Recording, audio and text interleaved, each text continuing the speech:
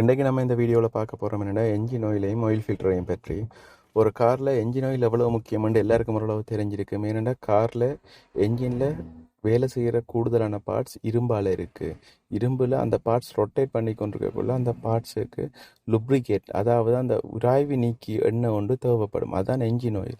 அப்போ engine oil இல்லாட்டி என்ன நடக்குமெண்டா இரும்புற தேய்மானம், இரும்போ ஏதோ ஒரு பார்ட்ஸ் அலுமினியமாக இருக்கலாம், பார்ட்ஸ் தேய வலிக்கிடும். அப்போ தேய்கிறத குறைக்கிறதுக்காக வேண்டி தான் என்ஜின் ஆயில் பாவிக்கிற. அதாவது என்ஜின் ஆயில் ரெண்டு உலோகத்துக்கு இடையில் ஆயில் இருக்கக்குள்ள என்ன நடக்கும்னா அந்த பார்ட்ஸ் வேலை செய்யக்குள்ள அந்த பார்ட்ஸில் தேய்மானம் இயலுமான அளவு குறைக்கப்படும். இயலுமான அளவு குறைக்கப்படுறதுக்கு அந்த என்ஜின் ஆயில் சரியான ஸ்பெசிஃபிகேஷனுக்குள்ளே இருக்கணும். இல்லாமல் உங்களோட கார் மேனுஃபேக்சரர் உங்களுக்கு ஒரு கார் என்ஜின் ஆயில் என்ன நம்பர் பாவிக்கணும், என்ன ஸ்டாண்டர்டுக்குரிய என்ஜின் ஆயில் பாவிக்கணும்ன்றதை ஓனஸ் மேனுவலில் தந்திருப்பார்.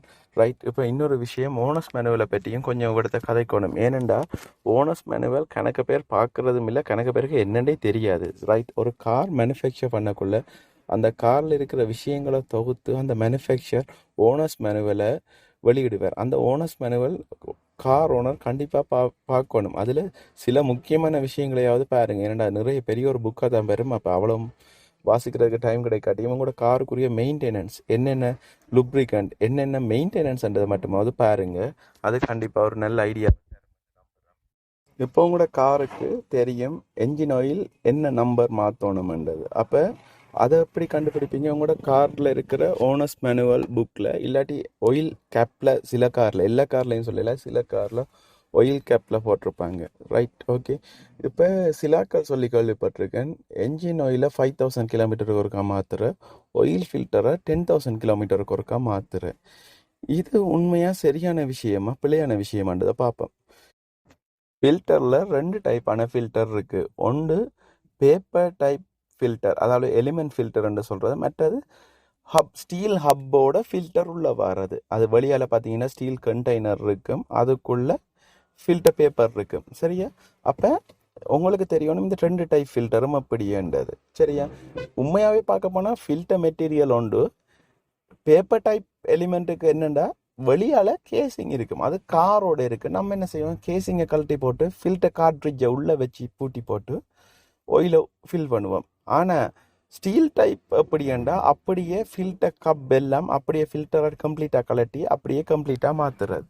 ரைட்டா? இப்போ நீங்கள் எடுத்துக்கிட்டீங்கன்னா இப்போ நீங்கள் என்ன செய்ய போகிறீங்க, ஆயில் உங்களோட காருக்குள்ளே ஊற்றின பிறகு என்ன நடக்க போகுது, என்ஜின் ஸ்டார்ட் பண்ணக்குள்ள ஆயில் வேலை செஞ்சு என்ன செய்ய போகுது, லுப்ரிகண்ட் ஆகுது.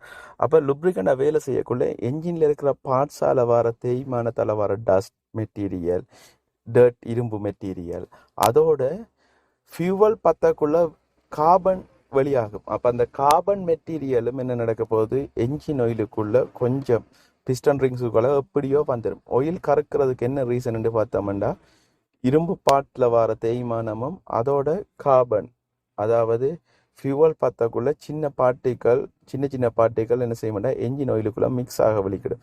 அப்போ இப்படி என்ஜின் ஆயிலுக்குள்ளே சின்ன பார்ட்டிகள் மிக்ஸ் ஆகக்குள்ள என்ஜின் ஆயிலோட கலரும் தன்மையும் மாறப்போகுது. அப்போ நீங்கள் ஸ்டார்ட்டில் ஊற்றக்குள்ள ஒரு கோல்ட் கலரில் இருக்கிற என்ஜின் ஆயில் பிறகு கறக்க தொடங்க போகுது. இப்போ இப்படி ஓடிக்கொண்டிருக்கலாம் உங்களோட கிலோமீட்டர் 5000 கிலோமீட்டர் ஓடிட்டீங்க. நீங்கள் ஆயில் சேஞ்ச் பண்ணி 5000 கிலோமீட்டர் ஓடிட்டீங்க. அப்போ நீங்கள் என்ன செய்ய போகிறீங்க, என்ஜின் ஆயில் சேஞ்ச் பண்ணணும். என்ஜின் ஆயில் சேஞ்ச் பண்ணக்குள்ளே ஆயில் ஃபில்டரையும் சேஞ்ச் பண்ணுறதா இல்லையா, இல்லாட்டி அடுத்த 5000 ஓடி போட்டு ஆயில் ஃபில்டரை மாற்றுறதா? ரைட். இப்போ முக்கியமான விஷயத்துக்கு வருவோம்.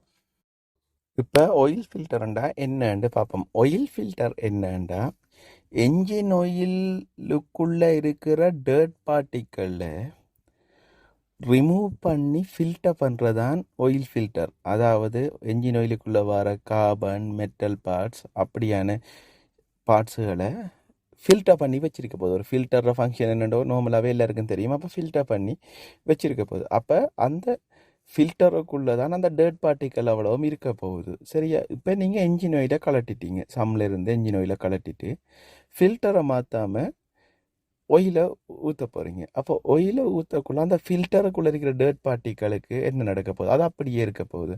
அப்போ அந்த டர்ட் பார்ட்டிகளுக்குள்ளால ஆயில் போக்குள்ள ஆயிலோட ப்ரெஷர் குறைய போகுது. மற்றது அந்த ஆயிலோட இந்த டர்ட் ஆயிலும் கண்டமினேட் ஆக போகுது. அப்போ ரெண்டும் சேரக்குள்ள என்ன ஒயில்ற தன்மையும் கூடாமல் போகுது. அதாவது பழைய ஆயிலும் இதுவும் கலக்க போகுது. அப்போ ஆயில் ஃபில்டரையும் மாற்றுறது நல்ல. இதில் ஒரு விதிவிலக்கு கொண்டிருக்கு. என்னென்னா கார்ட்ரிட்ஜ் டைப் ஃபில்டரை பார்த்தீங்கன்னா அதில் ஒரு நட் ஒன்று இருக்கும். அதை கலட்டலாம். அதை கலட்டி அந்த ஃபில்டருக்குள்ளே இருக்கிற டர்ட் பார்ட்டிகளை வெளியால் எடுக்கலாம். அப்போ அந்த டைப் ஃபில்டர் வாரதுக்கு மட்டும் வேணுமெண்டா நீங்கள் ஆயில் ஃபில்டரை 10,000க்கு ஒருக்கா மாற்றலாம். ஆனால் உண்மையாக பார்க்க போனால் ஒயிலோட கம்பேர் பண்ணக்குள்ளே ஆயில் ஃபில்டர் ப்ரைஸ் சரியான லோ. கிட்டத்தட்ட ஒரு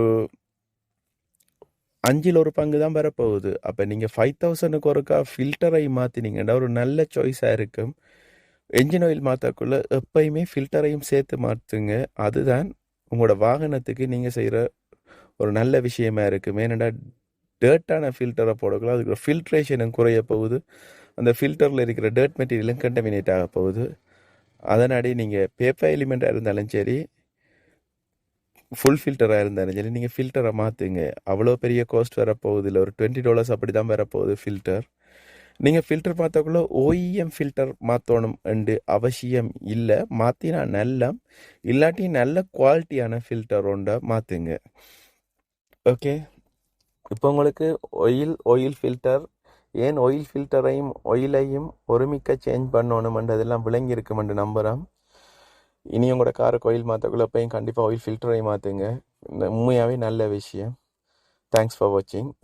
எங்களோட சேனலை சப்ஸ்கிரைப் பண்ணாதாக்கள் சப்ஸ்கிரைப் பண்ணிங்கன்னா காரை பற்றியும் மெயின்டெனன்ஸ் பற்றிய வீடியோஸ் தான் நான் ஃபுல்லாக போடுவேன். உங்களுக்கு அந்த வீடியோ தொடர்ந்து வந்து கொண்டிருக்கும். தேங்க்யூ.